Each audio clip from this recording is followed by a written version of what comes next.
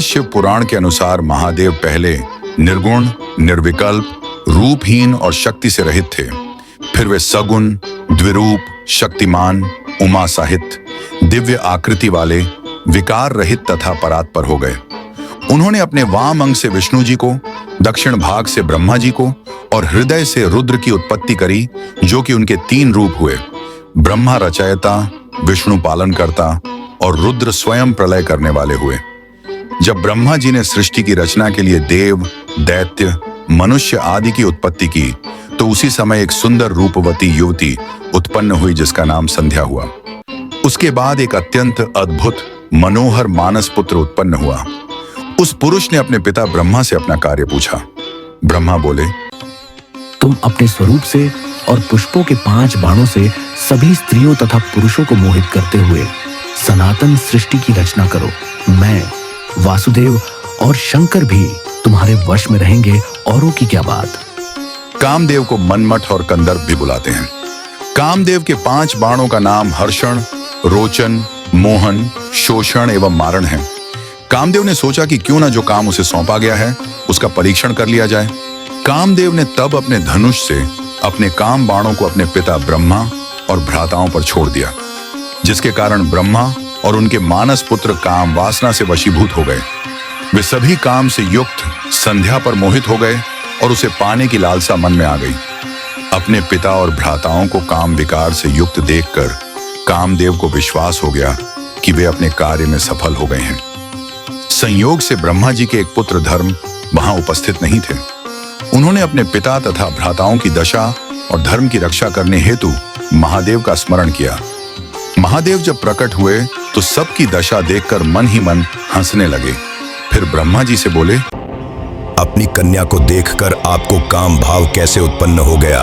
वेदों का अनुसरण करने वालों के लिए ये उचित नहीं है। उस पुरुष के वेद, शास्त्र आदि के ज्ञान को धिक्कार है, जिसका मन स्त्री हर लेती है। आप सबको मंद आत्मा और अल्प बुद्धि वाले कामदेव ने कैसे विकार युक्त बना दिया। परमेश्वर से ये वचन सुनकर ब्रह्मा और उनके पुत्र लज्जित होकर पसीने पसीने हो गए और कांपने लगे। ब्रह्मा जी के कांपते शरीर के पसीने से अनेकों पितर उत्पन्न हुए। उधर दक्ष के शरीर से जो पसीना पृथ्वी पर गिरा, उससे एक अत्यंत मनोहर स्त्री उत्पन्न हुई जिसका नाम रति था। फिर शिव जी ने सबको अपनी शक्ति से विकार रहित कर दिया और अंतर्धान हो गए। संध्या भी शिव जी द्वारा देख लिए जाने के कारण दोष से मुक्त हो गई। काम वासना से मुक्त हो जाने पर ब्रह्मा जी ने कामदेव पर अत्यंत क्रोध किया। ब्रह्मा जी को क्रोधित हुए देख और रुद्र यानी शिव से भयभीत होकर कामदेव ने अपने सभी तीरों को लौटा लिया। क्रोध करते हुए ब्रह्मा जी ने कामदेव को श्राप दिया, अहंकारवश तुम शिवजी के प्रति दुष्कर्म करके उनकी नेत्र अग्नि से भस्म हो जाओगे। श्राप से भयभीत होकर कामदेव कहने लगे, हे लोकेश, आपने ही तो कहा था कि आप विष्णु तथा शिव मेरे बाणों से वशीभूत होकर रहेंगे। मैं तो बस परीक्षा ले रहा था।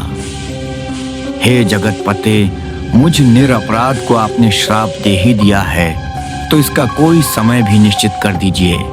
तब ब्रह्मा जी बोले, संध्या मेरी कन्या है और तुमने इसकी ओर साकाम करने के लिए मुझे ही लक्ष्य बना डाला, इसलिए मैंने तुमको श्राप दिया। अब मेरा क्रोध शांत हो चुका है, इसलिए भय छोड़ो और सुनो।